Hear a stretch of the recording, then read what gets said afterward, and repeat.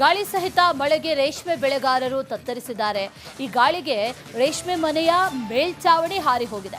ರೈತ ಶೇಖರಪ್ಪಗೆ ಸೇರಿದಂತ ಮನೆ ಇದು. 10 ಲಕ್ಷಕ್ಕೂ ಹೆಚ್ಚು ನಷ್ಟ ಆಗಿದೆ. ಈಗ ಹಾವೇರಿ ತಾಲೂಕಿನ ಕಾಟೇನಹಳ್ಳಿಯಲ್ಲಿ ನಡೆದಿರುವಂತಹ ಘಟನೆ. 4 ಎಕರೆಯಲ್ಲಿ ರೇಷ್ಮೆ ಹುಳುಗಳನ್ನ ಸಾಕಾಣಿಕೆ ಮಾಡ್ತಾ ಇದ್ರು. ಆ ರೇಷ್ಮೆ ಹುಳುಗಳನ್ನ ಸಾಕಾಣಿಕೆ ಮಾಡ್ತಾ ಇದ್ದಂಥ ಆ ಮನೆ ಏನಿದೆ, ಆ ಮನೆಯ ಮೇಲ್ಚಾವಣಿಯೇ ಈಗ ಹಾರಿ ಹೋಗಿರೋದು. ಸಾಕಷ್ಟು ನಷ್ಟ ಆಗಿದೆ. ಸುಮಾರು 10 ಲಕ್ಷಕ್ಕೂ ಹೆಚ್ಚು ನಷ್ಟ ಆಗಿದೆ ಅನ್ನುವಂಥ ಮಾಹಿತಿ ಸದ್ಯಕ್ಕಿದೆ. ಹಾವೇರಿ ತಾಲೂಕಿನ ಕಾಟೇನಹಳ್ಳಿಯಲ್ಲಿ ನಡೆದಿರುವಂಥ ಘಟನೆ ಇದು.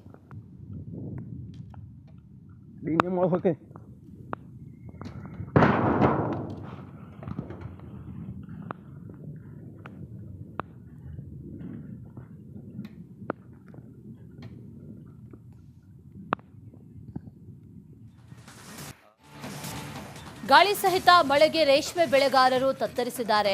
ಈ ಗಾಳಿಗೆ ರೇಷ್ಮೆ ಮನೆಯ ಮೇಲ್ಚಾವಣಿ ಹಾರಿ ಹೋಗಿದೆ. ರೈತ ಶೇಖರಪ್ಪಗೆ ಸೇರಿದಂತ ಮನೆ ಇದು. 10 ಲಕ್ಷಕ್ಕೂ ಹೆಚ್ಚು ನಷ್ಟ ಆಗಿದೆ. ಈಗ ಹಾವೇರಿ ತಾಲೂಕಿನ ಕಾಟೇನಹಳ್ಳಿಯಲ್ಲಿ ನಡೆದಿರುವಂತಹ ಘಟನೆ. 4 ಎಕರೆಯಲ್ಲಿ ರೇಷ್ಮೆ ಹುಳುಗಳನ್ನ ಸಾಕಾಣಿಕೆ ಮಾಡ್ತಾ ಇದ್ರು. ಆ ರೇಷ್ಮೆ ಹುಳುಗಳನ್ನ ಸಾಕಾಣಿಕೆ ಮಾಡ್ತಾ ಇದ್ದಂಥ ಆ ಮನೆ ಏನಿದೆ, ಆ ಮನೆಯ ಮೇಲ್ಚಾವಣಿಯೇ ಈಗ ಹಾರಿ ಹೋಗಿರೋದು. ಸಾಕಷ್ಟು ನಷ್ಟ ಆಗಿದೆ. ಸುಮಾರು 10 ಲಕ್ಷಕ್ಕೂ ಹೆಚ್ಚು ನಷ್ಟ ಆಗಿದೆ ಅನ್ನುವಂಥ ಮಾಹಿತಿ ಸದ್ಯಕ್ಕಿದೆ. ಹಾವೇರಿ ತಾಲೂಕಿನ ಕಾಟೇನಹಳ್ಳಿಯಲ್ಲಿ ನಡೆದಿರುವಂಥ ಘಟನೆ ಇದು.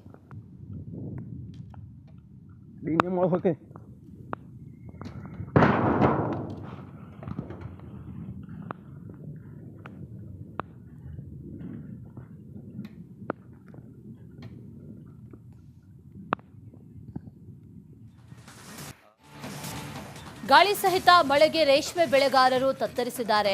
ಈ ಗಾಳಿಗೆ ರೇಷ್ಮೆ ಮನೆಯ ಮೇಲ್ಚಾವಣಿ ಹಾರಿ ಹೋಗಿದೆ.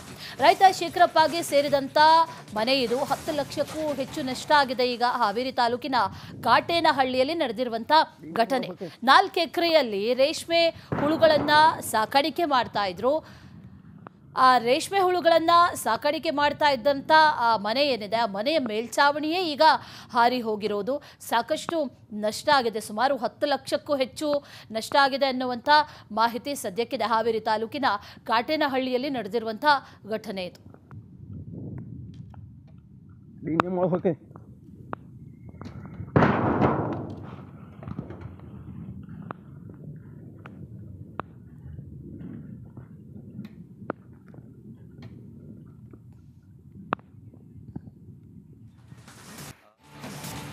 ಗಾಳಿ ಸಹಿತ ಮಳೆಗೆ ರೇಷ್ಮೆ ಬೆಳೆಗಾರರು ತತ್ತರಿಸಿದ್ದಾರೆ.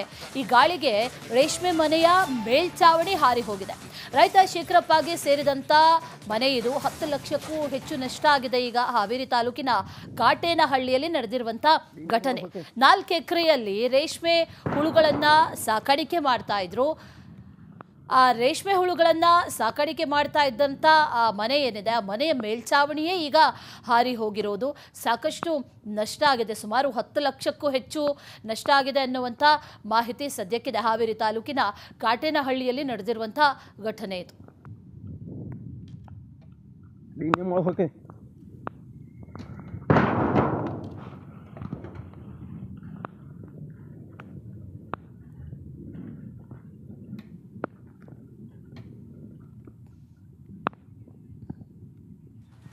ತೋಟ ಗ್ರಾಮದಲ್ಲಿ ನಡೆದಿರುವಂತಹ ಘಟನೆ ಇದು. ಈ ಗಾಳಿ ಮಳೆಗೆ ಈ ತಗಡಿನ ಶೀಟ್ಗಳು, ಮನೆ ಮೇಲಿದ್ದಂಥ ಮೇಲ್ಚಾವಣಿ ಎಲ್ಲವೂ ಕೂಡ ಹಾರಿ ಹೋಗಿದೆ. ಮನೆಯ ಮೇಲೆ ಮರದ ಕೊಂಬೆಗಳು ಬಿದ್ದಿದೆ. ಅದೃಷ್ಟವಶಾತ್ ಯಾವುದೇ ರೀತಿಯ ಪ್ರಾಣಹಾನಿ ಆಗಿಲ್ಲ ಅನ್ನುವಂಥ ಮಾಹಿತಿ ಇದೆ. ಆದರೆ ಅನೇಕ ಮರಗಳು, ಮರದ ಕೊಂಬೆಗಳು, ವಿದ್ಯುತ್ ಕಂಬಗಳು ಎಲ್ಲವೂ ಕೂಡ ಧರೆಗುರುಳಿದೆ.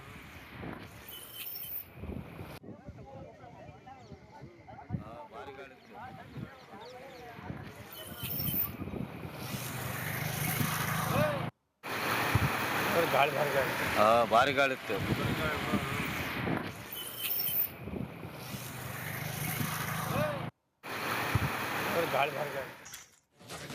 ಇನ್ನು ವಿಜಯನಗರದಲ್ಲೂ ಕೂಡ ಭಾರಿ ಮಳೆಯಾಗಿದೆ. ಅದರಲ್ಲೂ ಗಾಳಿ ಮಳೆ ಆಗಿರೋದು. ಗಾಳಿ ಮಳೆಯ ಅಬ್ಬರ ಬಹಳ ಜೋರಾಗಿತ್ತು. ಈ ವರುಣಾರ್ಭಟಕ್ಕೆ 25ಕ್ಕೂ ಹೆಚ್ಚು ಮನೆಗಳಿಗೆ ಹಾನಿಯಾಗಿದೆ. ಹರಪನಹಳ್ಳಿಯ ಶೃಂಗಾರ ತೋಟ ಗ್ರಾಮದಲ್ಲಿ ನಡೆದಿರುವಂತಹ ಘಟನೆ ಇದು. ಈ ಗಾಳಿ ಮಳೆಗೆ ಈ ತಗಡಿನ ಶೀಟ್ಗಳು, ಮನೆ ಮೇಲಿದ್ದಂಥ ಮೇಲ್ಚಾವಣಿ ಎಲ್ಲವೂ ಕೂಡ ಹಾರಿ ಹೋಗಿದೆ. ಮನೆಯ ಮೇಲೆ ಮರದ ಕೊಂಬೆಗಳು ಬಿದ್ದಿದೆ. ಅದೃಷ್ಟವಶಾತ್ ಯಾವುದೇ ರೀತಿಯ ಪ್ರಾಣಹಾನಿ ಆಗಿಲ್ಲ ಅನ್ನುವಂಥ ಮಾಹಿತಿ ಇದೆ. ಆದರೆ ಅನೇಕ ಮರಗಳು, ಮರದ ಕೊಂಬೆಗಳು, ವಿದ್ಯುತ್ ಕಂಬಗಳು ಎಲ್ಲವೂ ಕೂಡ ಧರೆಗುರುಳಿದೆ.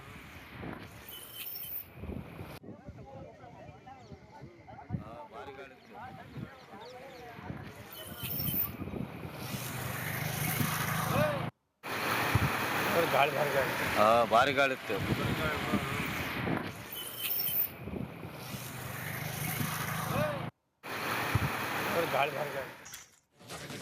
ಇನ್ನು ವಿಜಯನಗರದಲ್ಲೂ ಕೂಡ ಭಾರಿ ಮಳೆಯಾಗಿದೆ. ಅದರಲ್ಲೂ ಗಾಳಿ ಮಳೆ ಆಗಿರೋದು. ಗಾಳಿ ಮಳೆಯ ಅಬ್ಬರ ಬಹಳ ಜೋರಾಗಿತ್ತು. ಈ ವರುಣಾರ್ಭಟಕ್ಕೆ 25ಕ್ಕೂ ಹೆಚ್ಚು ಮನೆಗಳಿಗೆ ಹಾನಿಯಾಗಿದೆ. ಹರಪನಹಳ್ಳಿಯ ಶೃಂಗಾರತೋಟ ಗ್ರಾಮದಲ್ಲಿ ನಡೆದಿರುವಂಥ ಘಟನೆ ಇದು. ಈ ಗಾಳಿ ಮಳೆಗೆ ಈ ತಗಡಿನ ಶೀಟ್ಗಳು, ಮನೆ ಮೇಲಿದ್ದಂಥ ಮೇಲ್ಛಾವಣಿ ಎಲ್ಲವೂ ಕೂಡ ಹಾರಿ ಹೋಗಿದೆ. ಮನೆಯ ಮೇಲೆ ಮರದ ಕೊಂಬೆಗಳು ಬಿದ್ದಿದೆ. ಅದೃಷ್ಟವಶಾತ್ ಯಾವುದೇ ರೀತಿಯ ಪ್ರಾಣಹಾನಿ ಆಗಿಲ್ಲ ಅನ್ನುವಂಥ ಮಾಹಿತಿ ಇದೆ. ಆದರೆ ಅನೇಕ ಮರಗಳು, ಮರದ ಕೊಂಬೆಗಳು, ವಿದ್ಯುತ್ ಕಂಬಗಳು ಎಲ್ಲವೂ ಕೂಡ ಧರೆಗುರುಳಿದೆ.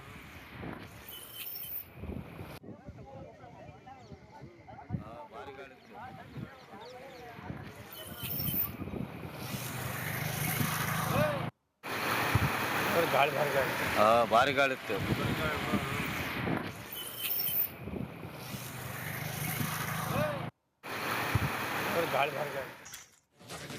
ಇನ್ನು ವಿಜಯನಗರದಲ್ಲೂ ಕೂಡ ಭಾರಿ ಮಳೆಯಾಗಿದೆ. ಅದರಲ್ಲೂ ಗಾಳಿ ಮಳೆ ಆಗಿರೋದು. ಗಾಳಿ ಮಳೆಯ ಅಬ್ಬರ ಬಹಳ ಜೋರಾಗಿತ್ತು. ಈ ವರುಣಾರ್ಭಟಕ್ಕೆ 25ಕ್ಕೂ ಹೆಚ್ಚು ಮನೆಗಳಿಗೆ ಹಾನಿಯಾಗಿದೆ. ಹರಪನಹಳ್ಳಿಯ ಶೃಂಗಾರತೋಟ ಗ್ರಾಮದಲ್ಲಿ ನಡೆದಿರುವಂಥ ಘಟನೆ ಇದು. ಈ ಗಾಳಿ ಮಳೆಗೆ ಈ ತಗಡಿನ ಶೀಟ್ಗಳು, ಮನೆ ಮೇಲಿದ್ದಂಥ ಮೇಲ್ಛಾವಣಿ ಎಲ್ಲವೂ ಕೂಡ ಹಾರಿ ಹೋಗಿದೆ. ಮನೆಯ ಮೇಲೆ ಮರದ ಕೊಂಬೆಗಳು ಬಿದ್ದಿದೆ. ಅದೃಷ್ಟವಶಾತ್ ಯಾವುದೇ ರೀತಿಯ ಪ್ರಾಣಹಾನಿ ಆಗಿಲ್ಲ ಅನ್ನುವಂಥ ಮಾಹಿತಿ ಇದೆ. ಆದರೆ ಅನೇಕ ಮರಗಳು, ಮರದ ಕೊಂಬೆಗಳು, ವಿದ್ಯುತ್ ಕಂಬಗಳು ಎಲ್ಲವೂ ಕೂಡ ಧರೆಗುರುಳಿದೆ.